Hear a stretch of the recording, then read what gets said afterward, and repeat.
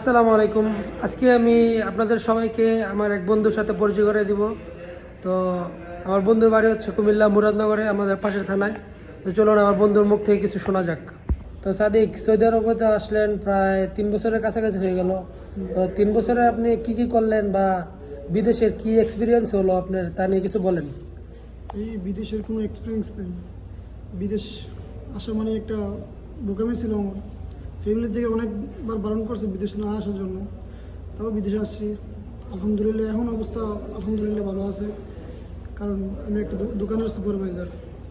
যেস time প্রথম আসছিলাম ওই সময় প্রায় 1-1.5 বছর অনেক মেহনত করা লাগছে, অনেক পরিশ্রম করা লাগছে।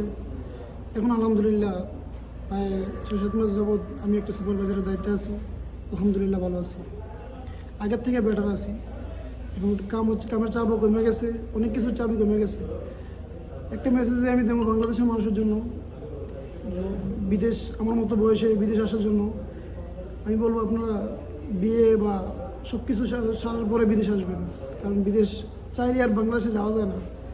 আমি আসছিলাম বা ভাবছিলাম যে 2 বছর পর দেশে চলে যাবো, কিন্তু আমার তো দেশে যাওয়ার এখন চিন্তা ভাবনা চেঞ্জ হয়ে গেছে। আমার দেশে যাওয়ার চিন্তা ভাবনা চেঞ্জ হয়ে গেছে। এখন এমন লাগতেছে আমার থেকে যে আমি 4 বছর দেশে যেতে পারবো না। কেন?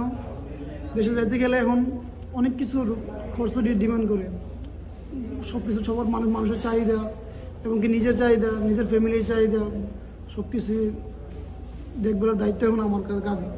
কারণ আমি এখন প্রবাসী।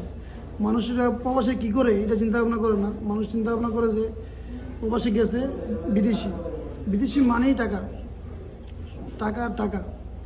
এখন মানুষের দেশ থেকে যে বন্ধুবান্ধব আত্মীয় স্বজন মনে করতেছে যে আমরা মাসে 60-70 হাজার টাকা ইনকাম করতেছি। হ্যাঁ, ইনকাম করতেছি, কিন্তু ইনকামটা কীভাবে করতেছি এটা ওরা চিন্তা ভাবনা করতেছে না, যে ইনকামটা কতটুকু ম্যানেজ হতেছে। আমি এতটুকু একটা মেসেজ দেবো, যে বিদেশ আসতে চাই কেন মিনিমাম 4-5 লাখ টাকা তো খরচ হয়। 4-5 লাখ টাকা যদি দেশে অন্য কিছু কাজে খাটায়, অবশ্যই ভালো একটা অ্যামাউন্ট ওইখান থেকে বার করে নিতে পারে। বিদেশে এসে অযথায় 4-5 লাখ টাকা দেওয়ার কোনো মানে হয় না। তো আপনারা তো শুনতে পারলেন আমার বন্ধুর মুখ থেকে কিছু কথা। তো আপনারা যারা নতুন বিদেশে আসতে চান তারা অবশ্যই চিন্তা ভাবনা করে আসবেন যে কিভাবে কি করতে হয়। অবশ্যই আসার পরও যারা অবস্থানে আছেন ধৈর্য ধরেন, মেহনত করতে হবে। মেহনত দিলেও সব কিছুর চাবি কাটে। মেহনত করতে হবে, পরিশ্রম করতে হবে, শরীরের ঘাম ঝরাই দেব।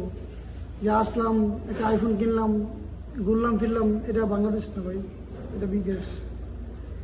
বিদেশ মানে পরদেশে মানে পরিশ্রম করতে হবে, মেহনত করতে হবে। মেহনত ছাড়া কোনো কিছু মিলবে না ভাই, প্রবাস মানে কষ্ট, ঠিক আছে? প্রবাসী আমরা যারা আছি সবারই